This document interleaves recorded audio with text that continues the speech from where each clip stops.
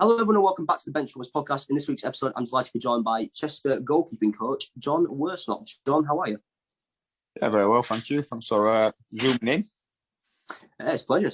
Have you been watching any football today? I think we briefly talked about it before, but...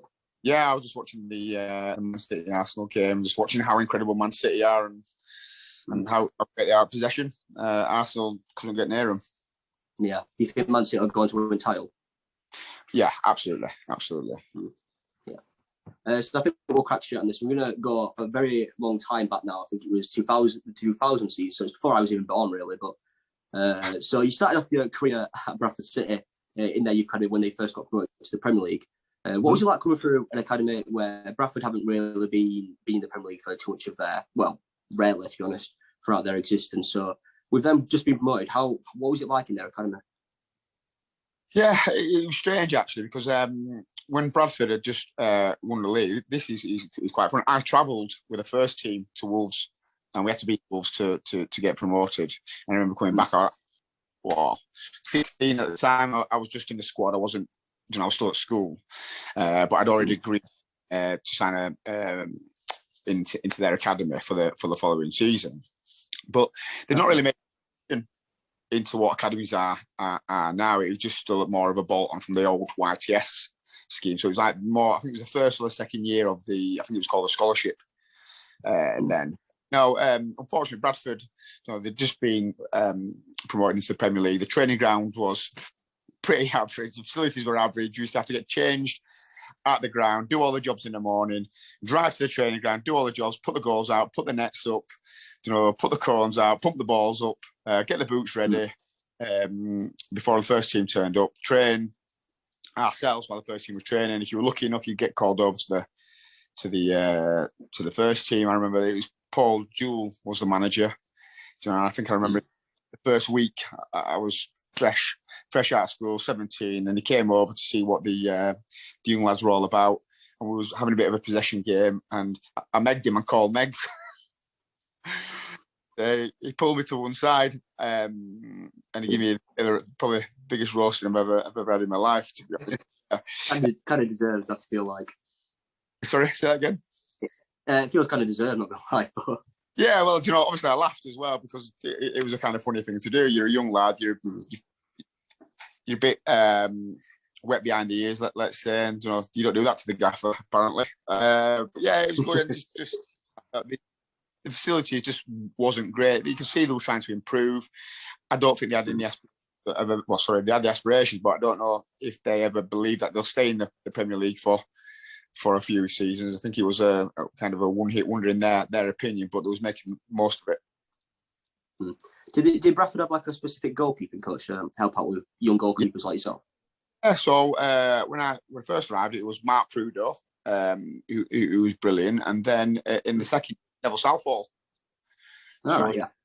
Goalkeepers in the world. And funny enough, at the time I didn't drive, Nev used to come pick me up every morning, take me training, keep me behind for hours and hours and hours, and work with me. At the time, I didn't really appreciate it because I was young. I just wanted to get in, do my work, and get back to the ground and do all my jobs. But Nev had me on the pitch till about 5 o'clock, so I was doing double sessions. I still had all my jobs to do when I was getting back, so I was the only player that didn't leave till about 7:30 every night. So he pushed you to probably be better then. Yeah, he did, to be fair. And, I was fortunate enough to travel with the first team pretty much after my first year. So every time the first team travelled, I'd be in the squad or I'd be on the bench. So I think I wrapped up about 36 appearances in 2 seasons on the bench in the Premier League, which wasn't a bad stint. Yeah, it's quite good, that. So I briefly talked to you about it before, but obviously Bradford used to be under towards the end anyway, some not great ownership from Jeffrey Richmond. What was it like whenever you met Jeffrey Richmond? I only met him a couple of times in passing.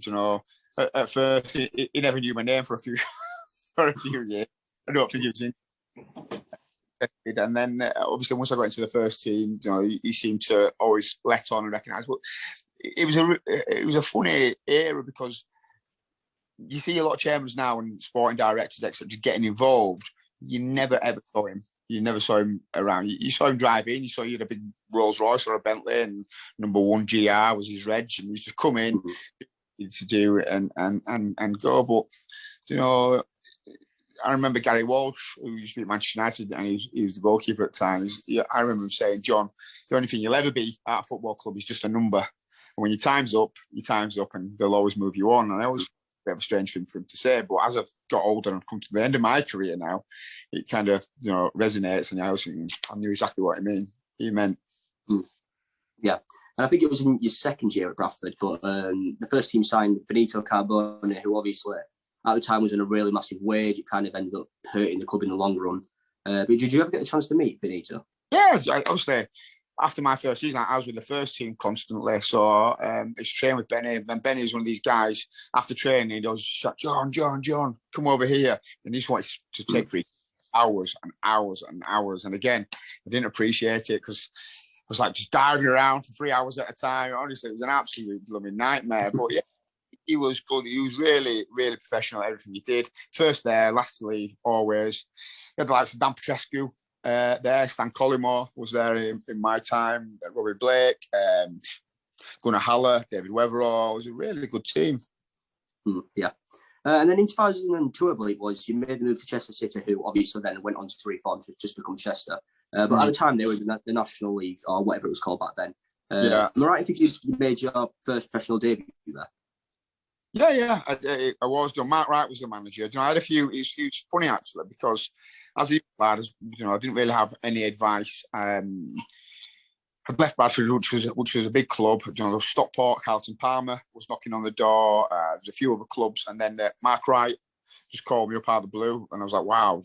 I used to watch him play for England and Liverpool, and he was like, "Look, we're really here. Would you be interested in joining Chester? We've got a bit of backing, and we've got a training ground, and we've got a nice little stadium. Do you want to come meet?" And I ended up going, chatting to him for a few hours, and I just bought into everything that he had on offer.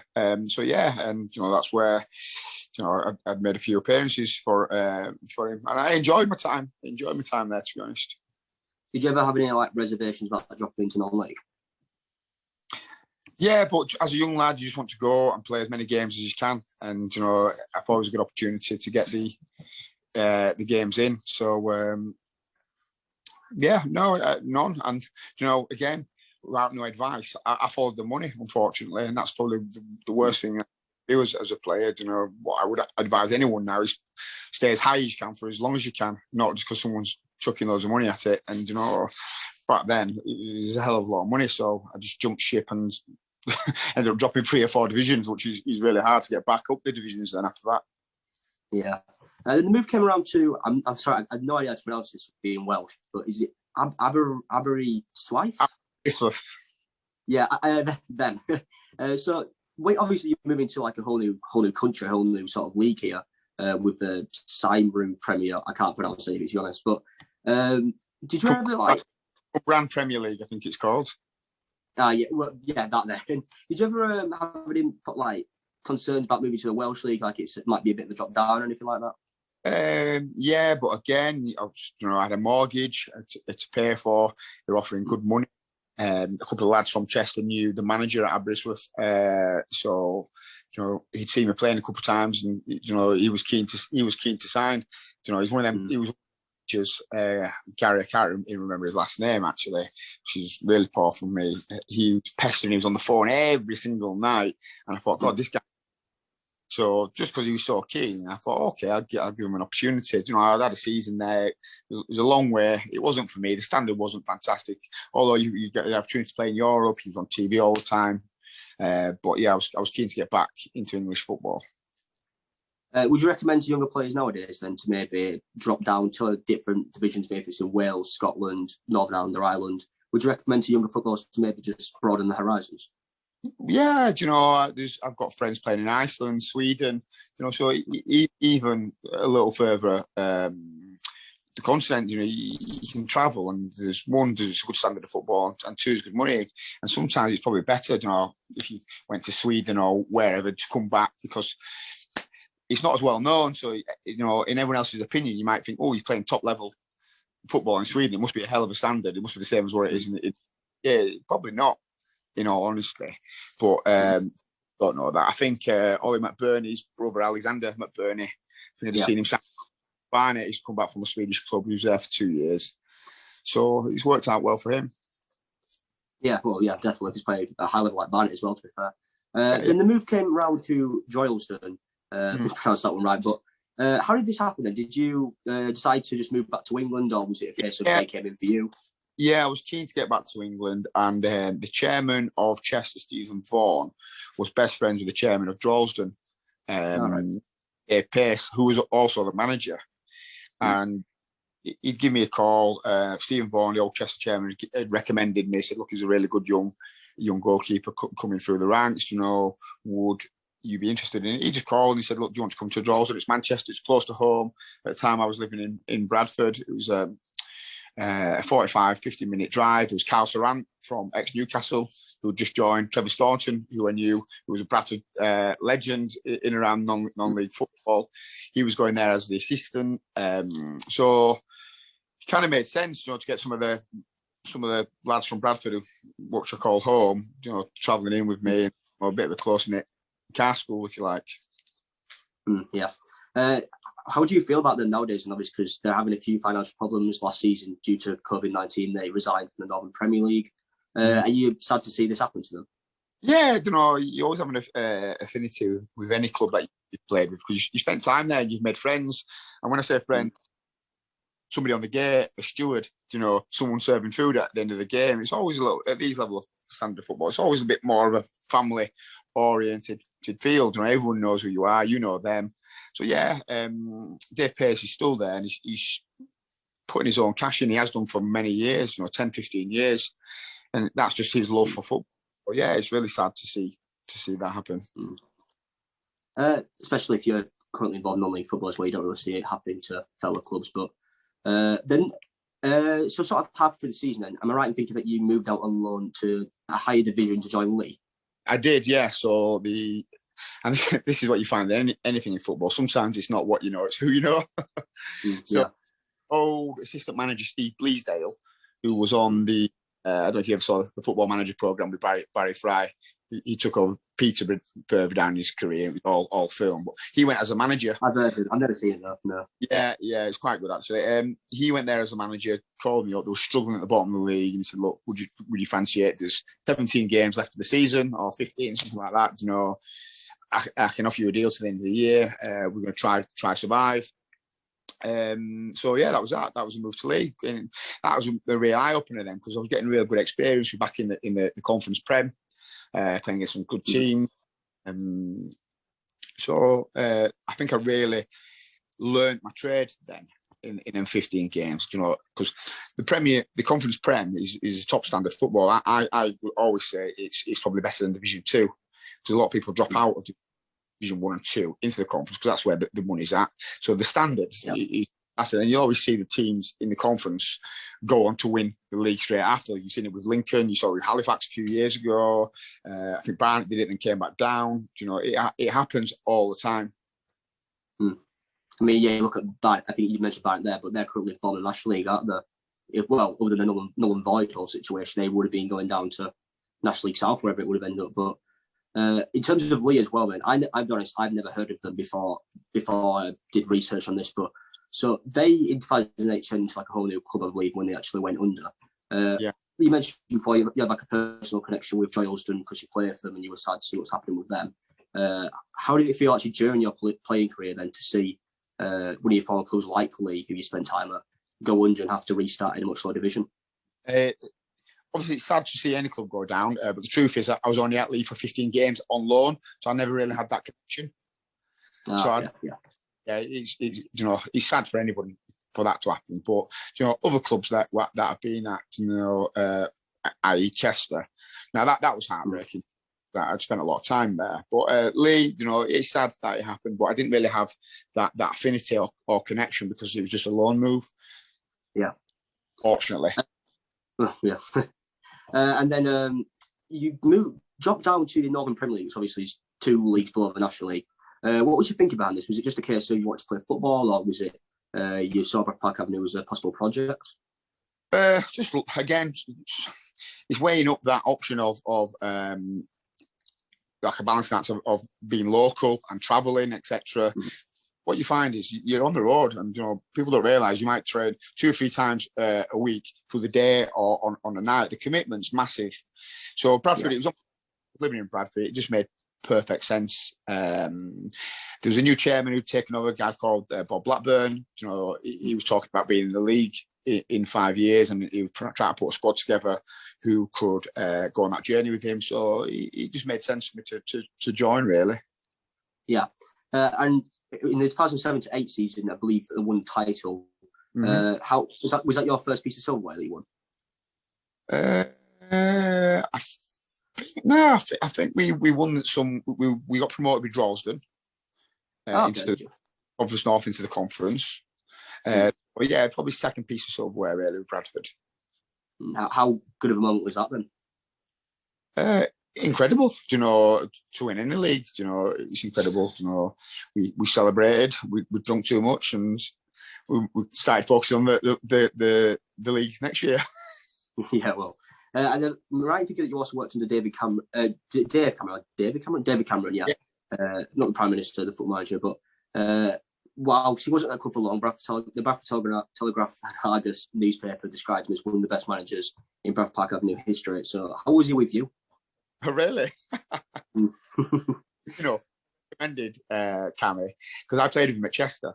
He's a striker at Chester, Scotland. So when the chairman at Bradford, I got quite close to him. He said, "Any recommendations?" And I basically said, "Look, well, Dave Cameron. I think he was managing Will at the time. I said he'd be all right. He's ex-army, bit of a sergeant major, but he'll get the best." He came in and he did. He got the best out of the lads. So hats off to him. So do you think that you playing with him, obviously telling the chairman to bring him into the club, do you think because of that you had more of a better connection with him then? Yeah, well, no, probably not, because he's a bit tougher on me, actually. So, it's like anything.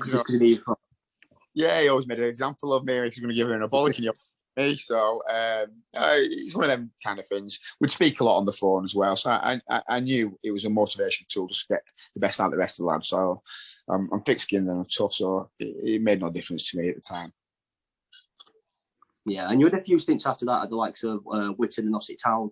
What was it like moving away from Bradford Park Avenue to obviously these other clubs and then rejoining them at a later date?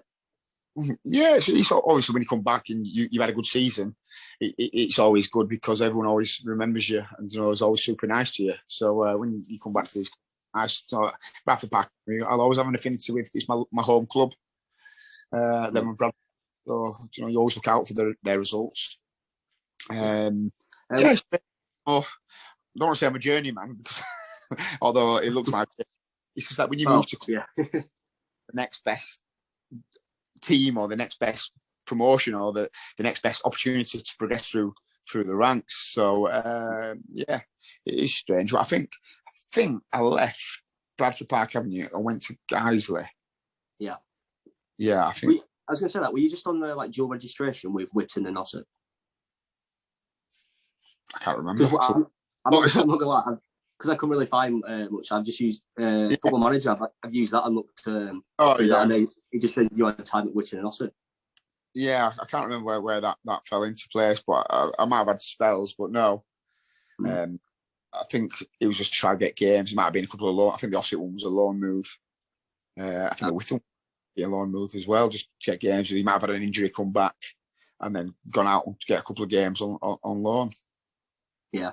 Well, then we'll get to Guiseley because obviously they are Bradford Park Avenue's rivals in a way. So, did you ever feel like maybe a bit awkward going there with them being Avenue's rivals, or was it more just play football, just forget about it all? Oh, it was tough. Obviously, I'd been offered a new contract at Bradford. I was close with the chairman. Guys, they'd been not touting me, but speaking to me throughout the year. And Steve Kittrick was the manager there, who I know quite well. So then the season came, and I just spoke to them. They offered a better deal. Again, it's local, so it was a tough one actually. It was a tough old move, but yeah, I made the move because we signed some good players, and you always look to see who they're signing before you commit. were signing some good players, and I thought, they might have a chance of winning the league. So that was the reason behind the move. Yeah, and I think you were a season regular in that as well. And am I right to think that you did actually win the league ahead of Bradford Park Avenue by 1 point? Yeah, we won the league, and I think I got the Player of the Year that season as well. All right. Was it like a manager's player or a player's player? It was a player's player, I think it was. Or it was just a player of the season. I remember it. I had a really good year that year. A lot of 15, 16 clean sheets, which I always count. As strikers count their goals, goalkeepers count their clean sheets. Yeah. How did it feel then getting player of the season, obviously, getting that recognition? No, it's incredible that, another piece of silverware, another medal. It's always nice. People always remember promotion winning teams. They always go down in history. So yeah, really nice. It was good actually. Unfortunately, the season after, that's when I broke my back. So I was due to stay at Guiseley, but in pre-season. Oh. What's crazy as well, I was having such a good season the year before. I was back training at Bradford City as well. So there was a chance of me. There was looking for a goal. And Stuart McCall was the manager again. Well, I played in Stuart McCall's testimony. He always rated me, and he's like, "Would you want to come in training, John? You've had a good season where you are. I've seen a couple of games." So I was training at both clubs, thinking, "Oh, I'm going to get a move," and I was probably in my height of my career. And unfortunately, I had a motorbike accident outside the ground and broke my back, and then I was hospitalised for the full season. So obviously that's the reason. So that's why it takes me on to Worksop. I went there to do my rehab. Right, okay. Marty McIntosh, ex-Rotherham and Huddersfield player, I've known him from being in the game. He said, "Look, why don't you come and get your rehab here, and we'll get you back fit and playing a couple of games." And that's what happened. So how did you, obviously you recovered using the rehab, but how mentally challenging did you find it to get back to your form? Yeah, it was tough. It was a tough old year. I was in a back brace for 3 to 6 months. I was in hospital for months. It was a long old year. But I think I always come back determined, and because I was so young and resilient, although I could still feel the injury, you still carry on playing, you still carry on training, you get through the pain barrier. Probably more damage than what I knew about. But no, I just wanted to get back playing. So that's all. That was my end goal, really, is just to play a game again. I think at the time the doctor said I'd never play football again. So that's why it was such a give me such determination to get back playing. So I think I remember the first game back was against Halifax. Yeah. And I think it was did you play against like Stuart Vardy? No, it was Lee Gregory at the time. Yeah, Lee Gregory, yeah. Yeah, and they was walking away with the league. But I remember playing the first game back, and I got the man of the match. We lost 3-2, I think it was. But I did really, really well. And then there was a guy called John Kennedy, who was a good keeper, actually. Obviously, he was a bit disappointed that he left out. But I must have been training for about two months to get back fit. He wasn't having a good time. He'd let a few goals in, and the opportunity came, and then I took it, and then I didn't look back. Yeah, definitely. Do you feel like you were a lot to Worksop then for obviously helping you get back to yourself? Martin McIntosh, for sure, who was a manager. He took me in and he said, "Don't you worry, we'll get you back. We'll get you back fit. Just give me a platform, train with really." So he's like, "Come in, we'll train. We won't kill you. We'll take it easy." So he gave me that platform to bounce back. So yeah, I do appreciate that from him. Out of curiosity as well, have you ever got back on a motorbike since it's happened? Nope, never. No, I'm going to say. Gabriel, my fiance, opposite me now, she's shaking her head. She's going, "Nope, never." She'd kill me. I'm not surprised, to be fair. So then, I'm right thinking the move came around to FC United in Manchester. How did that come around then? Because it was actually like during the season. Was it just a case of swapping halfway through? Yeah, I was having a really good season, and then what's mad? I wasn't on a contract, but I was just playing so well. But something called a non-contract. What teams can do, they can give 7 days notice, approach you after 7 days, and you can decide whether you want to leave or not. So they'd put in and said, "Look, we'd love you to join," and that's what happened. And I joined FC United. It was a new club. They was huge. So it was averaging 3,500, 4,000 fans a week. They had a massive following. It was just a really exciting opportunity. Yeah, well, that's going to be my next question, really. How good was the fan base? Because I think they're quite well known for having some of the best fans in the league. Best fans in the world. Incredible. Incredible. You know, I remember travelling to Germany, went on a pre-season tour to Germany, played against Dynamo Dresden and Babelsberg, and we took 3,000 to Germany. God, that's quality. That's from the league team as well. Yeah. We played against Dresden. There's 28,000 there. And then with Babelsberg, I think there was about 12,000 there. And the FC United fans outsung Dresden, who were having unbelievable support. Yeah, that's incredible. That's to be fair. Yeah. Oh, yeah. So am I right in thinking then, if you've got like going on these international tours and stuff, what was your relationship like with the chairman? Because I imagine you're quite wealthy. I don't know who's actually in charge of it. Is it like one of those fan-owned clubs? I know there is no chairman, so it's fans. So literally, it's a different model that you can ever imagine, especially at FC United. It's lovely. You go in the bar to the game. The fans are the owners, basically. So the gate receipt, buys, the beers, the merchandise, all raises money to put in for the club. There wasn't the best payers, there wasn't big payers. They were building a new stadium at the time, so it was just exciting to be involved in such a lovely club. And I still hold FC United quite close to my heart. The manager at the time was a chap called Carl Martinson. He's now probably one of my best friends. All together, he's a lovely guy. Yeah, where's he managing now? He's not. He's taking a bit of time out. He resigned from FC United, and he's just taking a bit of time out, enjoying his golf, I think. Yeah, fair enough. So whilst at FC United Manchester, then I believe you had 2 playoff finals with them, which fortunately both lost. But the first one came up against Bradford Park Avenue. Obviously, your former team, they did beat you. So did you get any stick from their fans or anything after the game? Yeah, so I played in that, and I can't remember if it was the last kick of the game or it was in extra time. I seem to think it was extra time. And it was a chap called Tom Green, poached it. Basically, it was a bit of a scramble. I saved the first shot, came firing across the box, and then Tom Greaves tapped it in like the 107th minute of time, injury time. So I just remember being absolutely gutted, because obviously they were my former team, but Bradford United were huge rivals. So yeah, massively, because they're both fighting for the league all the time. I think there must have been about 4,000 that game. I don't think Horsfall Stadium was busy, but it was incredible. Yeah. And then the second playoff final, then what happened? This one, was it just a case of was it Hednesford you were against? Yeah, again, that was an incredible day. It was a sellout at Hednesford. I don't know if you've seen Hednesford. It was actually FC United fans climbing over the roof to try to get in. It was packed. Wow. Yeah, there's hundreds of them outside the ground. They couldn't even get in. It was just a tough old game. They were a good team. We were a good team. Unfortunately, I think we lost that one 3-2 as well, or 2-1. I can't remember. But that was a good game, and we lost that one as well, unfortunately. But it's just where the cookie crumbled. Yeah, and then it's still a bit foggy because obviously I'm just going off what Manchester in terms of your career.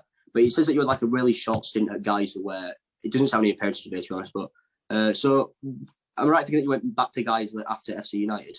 So no, while I was at FC United, you can go on dual registration. So I went on loan. They were struggling for players. I was in and out of the team. There's another goalkeeper there called James Spencer, who'd been at Stockport County. He's a really good goalkeeper. We were battling it out, in and out through the season, but we had that much of a big squad. We used to do like a squad rotation, so we'd rotate players, even the goalkeepers. So at the time, I think I went and I sat on the bench for guys for 2 games, just while they were, for cover more than anything, and then went back. Actually, got back playing, was doing really, really well, and then I think I got a move to Alfreton, actually.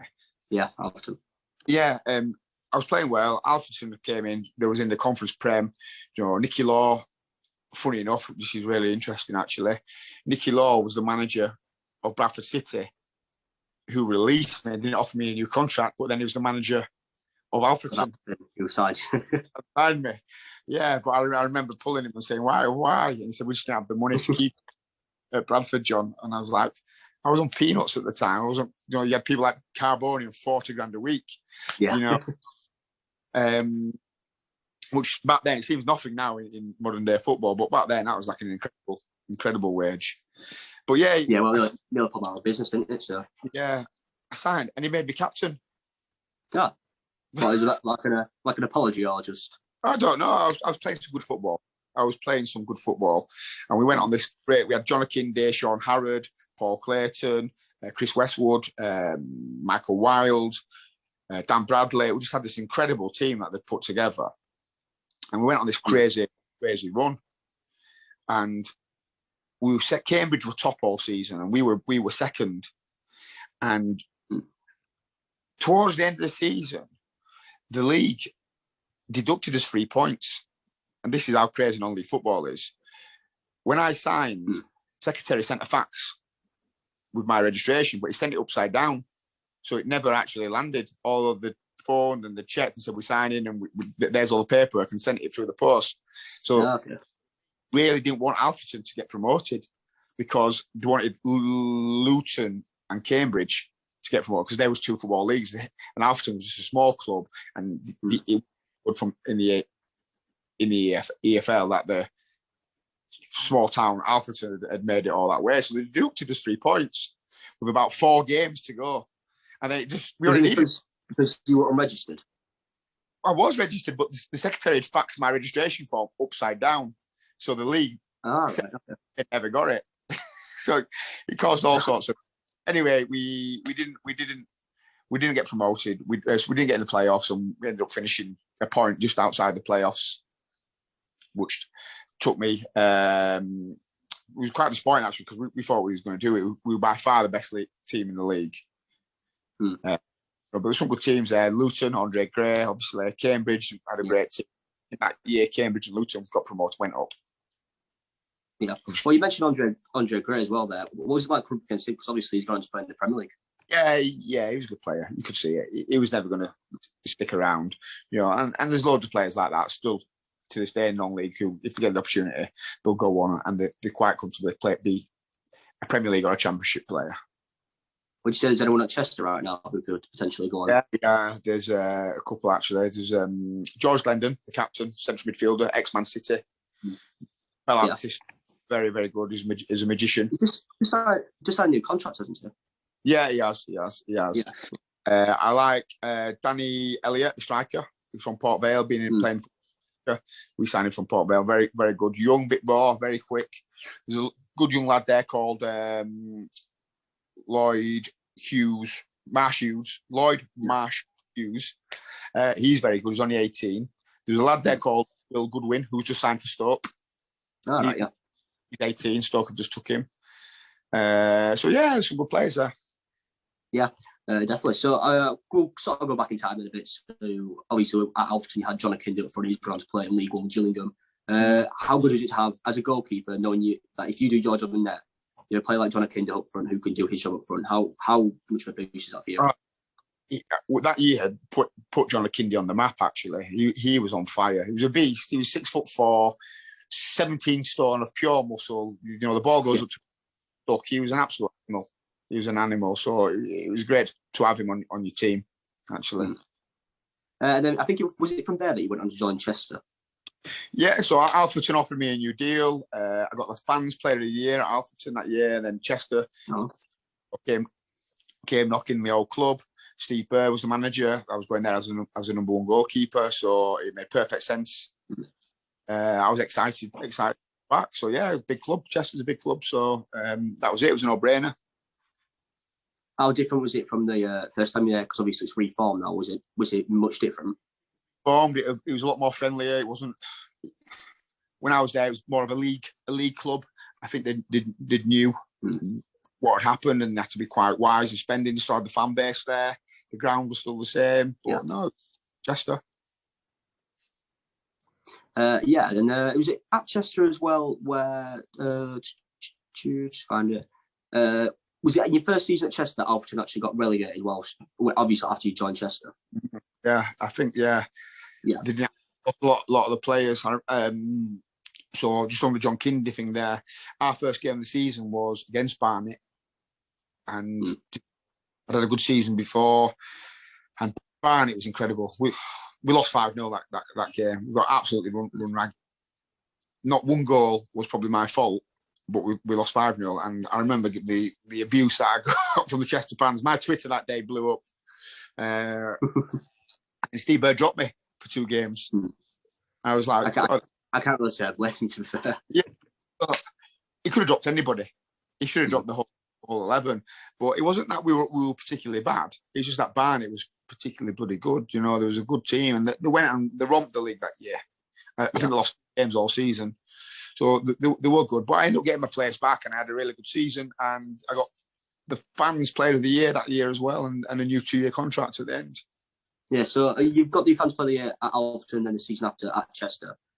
So as a goalkeeper, because obviously goalkeepers don't get as much recognition as a striker might, especially from fans. How much of a boost is it knowing that you're getting noticed, not even just by the managers or your fellow players, but by people watching the stands? Yeah, I was on cloud 9. You know, with goalkeepers, it's all about form. Like you watch David De Gea at the moment, he's out of form, in my opinion. You know, all eyes are on him. But then you watch someone like Dean Henderson. You know, every time he plays, he seems to be doing well. He's just floating through games. So it is. It does help. But you know, as you get older, you realise it doesn't matter if you make a mistake. You know, it happens to the best of them. Look at Alisson at Liverpool last week. You know, he's on hundreds of thousands of pounds a week, and it just shows that he's human, and he makes mistakes as well. So it happens. But yeah, it's great that you're getting that recognition. It just really boosts you. And I know you were at Chester for, I think it was 3 years or 2.5, something like that. So I don't know what year this actually happened, but Chester beat Aldershot 8-2, which I believe you was involved in as well. So how good of a result was that to be beating a team the stature of Aldershot 8-2? Yeah, I think it was one of them freak games, to be honest. You know, every time we had a shot in the back of the net, it's very, very rare. Aldershot, we were very good that day. You know, I think James Allaby was incredible. Good player. You know, I think he got his hat-trick. You know, we just tore him to shreds. And it was also whilst at Chester that Braintree had their good few years under Danny Cowley and I'm going to forget his name, Nicky Cowley.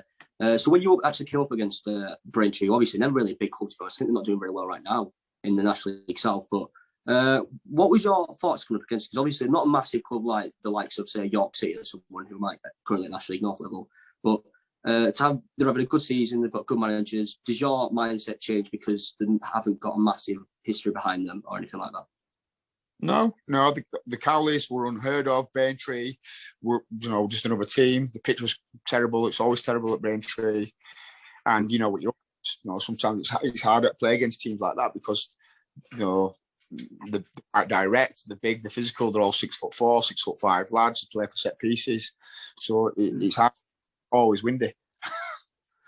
So it doesn't change to answer that question. No, you know, games kind of works in their favour. Yeah. Game's a game. You know, you take each game as it comes. Yeah. I mean, you rejoined Bradford Park Avenue. Was there any thoughts about this? Because obviously you left them for the rivals and lost in the playoff final to them. I knew I was signing for York the year after, so okay. You know, it was just a stopgap really to get some games. And the manager Mark Bauer, I played with at Bradford City. He's a good manager. You know, I just went there. They was struggling at relegation at the time, and then we ended up nearly just missing out on the playoffs. So it ended up being a good finish. So, you know, Gary Mills was the manager at York, a good sport, brilliant manager. So it was just a stopgap, really. Yeah. And whilst at Bradford Park Avenue, obviously they've turned it around. They've got a lot of good players who are still there right now, such as Ollie Johnson or Ryan Tulsa, I think his name is, who's now a coach there. But, what was it like playing with all these players who have stayed there for so long? Yeah, you know, Ollie Johnson was a good player. We just signed him from Guiseley at the time, and he was brilliant. He'd been at Norwich, you know, he had a good reputation. Ryan Tulsa been there a long time. Nicky Clee, good player. There's just some good lads. You know, funny enough, we played against Bradford Park Avenue a few weeks ago, and they're all still there. We all speak. We're all still friends. You know, I could ring them up and chat. You know, there's some good people in football. It's a funny circle, but there's some good lads. Yeah, definitely. Then, like you said, and you had your move to York. What was it like working under Gary Mills? Incredible. Best manager I played for. Loved him. Oh, really? Yeah. Real nice guy. He's like a dad to everybody. You know, he was old school. Training was tough, short but sharp. You got in, you got out. Really good guy. I really hope he gets a new job soon. He's just incredible. His stories about being the youngest player to play in the Champions League final. You know, I didn't know. Yeah, he's right back at Nottingham Forest, Gary Mills. Yeah, telling you about. I could listen to him. I could have listened to him all day long. Pete Shilton was in goal. He was telling me about Pete Shilton all the time. But yeah, it was great. He was my kind of manager. He used to fine me £2 for kicking the ball past the halfway line because he likes to play football. So I really enjoyed playing for Gary Mills. Yeah. Sorry, just a second. I just quickly need to outside. So continuing on with York then. Obviously, they've recently moved out of Bootham Crescent. So what's your best memory there? Oh, good. I loved playing at Bootham Crescent. The fans were great. The atmosphere was always good. The pitch was always nice. I always remember it was dead old school. You know, it was like a 1950s ground. You know, old stone changing rooms. Changing rooms all crap, and there was 2 massive baths in there. But no, I have no real standout memory. They're all good. To be fair, it was a great club, great training ground, great stadium, great set of lads. Just a good all round club. Nothing bad to say at York. Yeah. How strange is it? Because obviously York have been a football league club for so long, and then got relegated to National League and relegated immediately again to National League North. So was there ever like any too high expectations, do you think? No, football's a funny old game, and what people don't realise, National League South, National League North, National League, the standard is getting better and better and better. So it's tough. So these clubs drop out and think they're going to walk it. It just doesn't work like that. Barnet being a perfect example, they're struggling because they're getting better managers, better players, better facilities, better pitches. It's just tough now. So you have to, if you don't put the graft in, you'll get found out. And so there's teams out there, who can outrun and outwork teams. Yeah, and you came up against North Ferriby that season, who had sort of defied expectations to win the FA Trophy, I think it was. Got to National League and unfortunately got relegated back down. And then they got relegated again, I think it was that season, straight from the National League North. So what was it like playing there? Because obviously never really a big club and never really high expectations, but always seems to defy them. The only thing I remember about North Ferriby is while there's a game going, there's a train that drives straight past. And I always remember thinking, that's strange. But no feelings apart from the train that always drives past, like in the middle of the game. Yeah. I'll quickly just find something here. The move came around to Southpaw in the National League North. How did that come about then? Because obviously I believe it was in the same season that you was actually at as well. So Gary Mills got sacked that year. I don't know why. We were second in the league. We were doing really, really well. We just got knocked out the FA Cup to South Shields. And then they brought a chap in called Martin Gray from Darlington. And he just had a clear out. He just basically came and said, I'm keeping you. You're in the plans. I'm keeping you. And he just, I think he thought I was a little bit old, but I was playing some, I think I had 6 clean sheets in 12 games. And I've just been voted player of the month by the local paper. I was doing really well. So I was shocked when he said he wanted to bring somebody in. And he ended up bringing Bailey Peacock Farrell in from Leeds, who, to be honest, he had a bit of a shocker and ended up getting called back. So I went to Southpaw. Kevin Davis was the manager, who's a friend of mine out of football, the old England and Bolton striker. Yeah. So went there and 17 games, 11 clean sheets. So I had a good season there and did well. But it was just to the end of the season, so I knew what I was doing. Once half a season, I was leaving at the end of the season, and that was that. Yeah, and then I think it was after that you went back for your third stint. I think it might have been at Guiseley. Well, you only made 3 appearances in the 2018/19 season. But what? How come you left Southport after this and decided to move back up towards Yorkshire? So the old assistant at Alfreton was a guy called Russ O'Neill. He was the joint manager of Bigner, and they wanted me to go as a player slash coach. So that was, it was that capacity, probably a year too early. Sorry, Gabriel. My wife's just bringing me some food as well.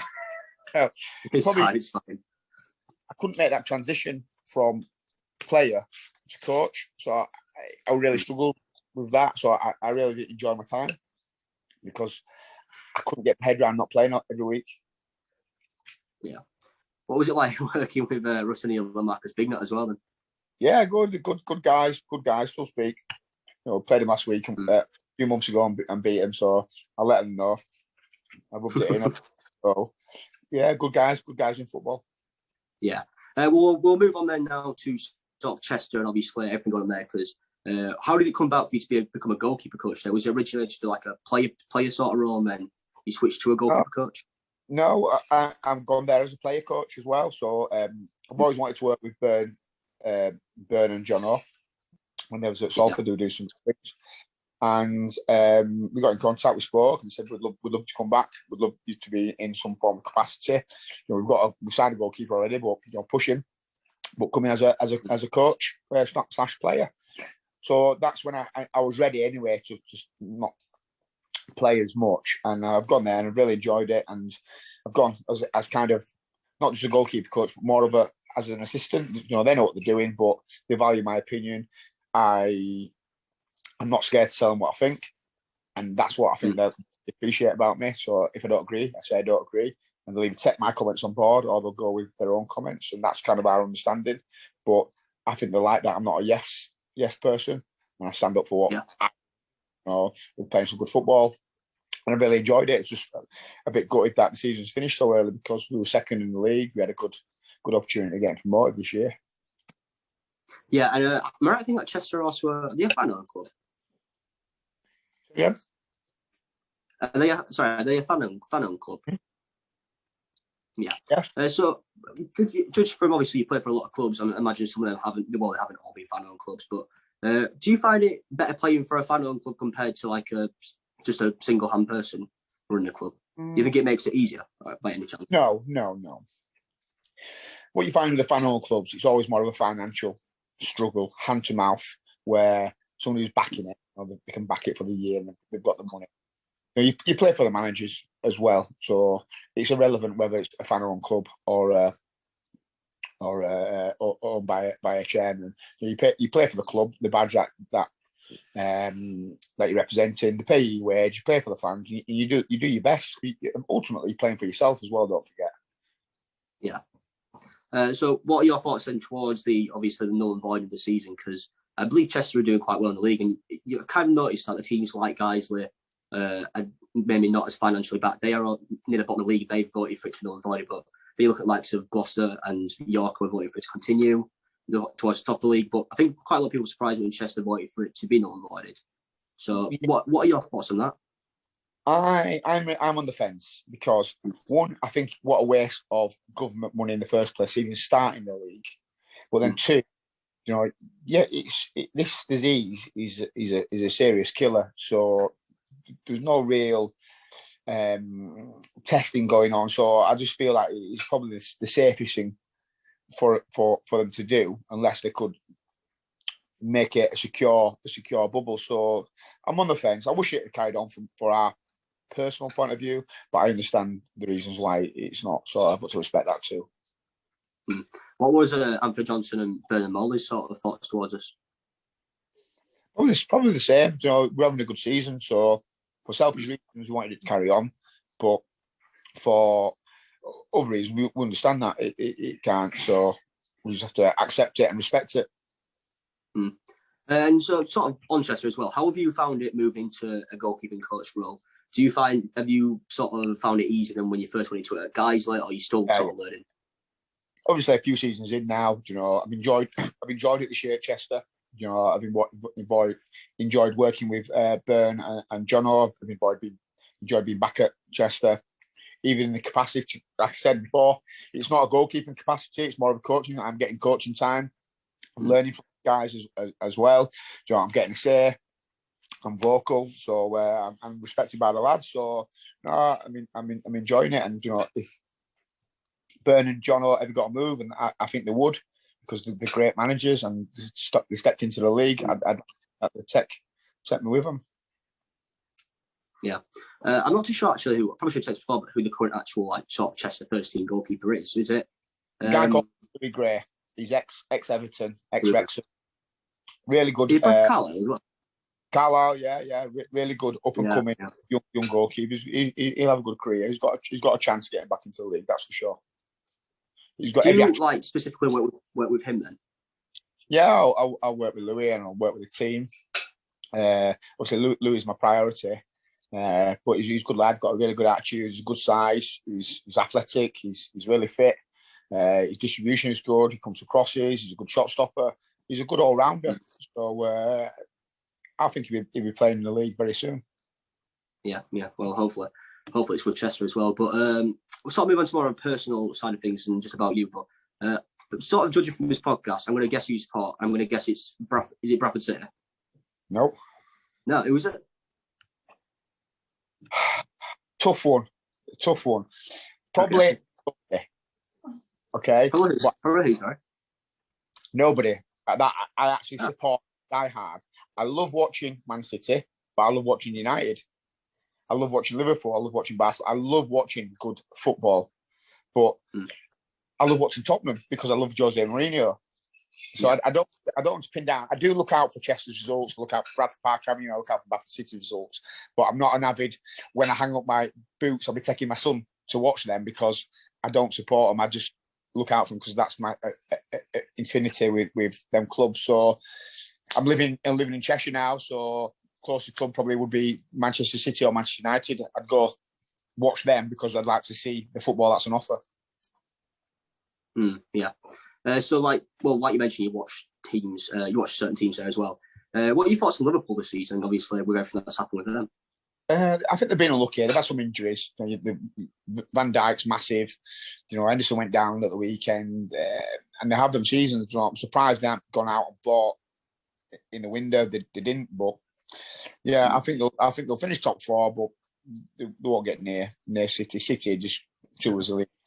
Yeah, they're in the way of it right now, aren't they? Yeah. And so on to the last sort of thing then. What would you say then your proudest moment is throughout your entire career? Just to have had a career, to be honest, and lasted so long in the game. Been too many to remember, but you see lads, unfortunately, they drop out of the league. They come into non-league, they get disillusioned with football, then they don't even play football. I love it. I love going with the lads. I love being around the lads. I love training hard. I love the weather conditions. The fact what I can take out of my career is that I've been in it so long, from being a boy at 16 to now a 38-year-old man ready to retire. And I still don't think I'll retire next year. I still want more. Yeah. Do you think are you going to go into sort of management as well as coaching then? Yeah, maybe. I'm just enjoying what I'm doing at the moment. So hopefully there's a role for me still at Chester next year, and we'll go from there. Yeah, well, I think that is going to bring an end to this week's episode of the Benchwarmers Podcast. So, as usual, I'd like to thank my guest this week, JON WORSNOP. Thank you for joining me. Thank you. Thanks for your time. Enjoyable. Yeah. Thank you very much, then. And I will see you all next week.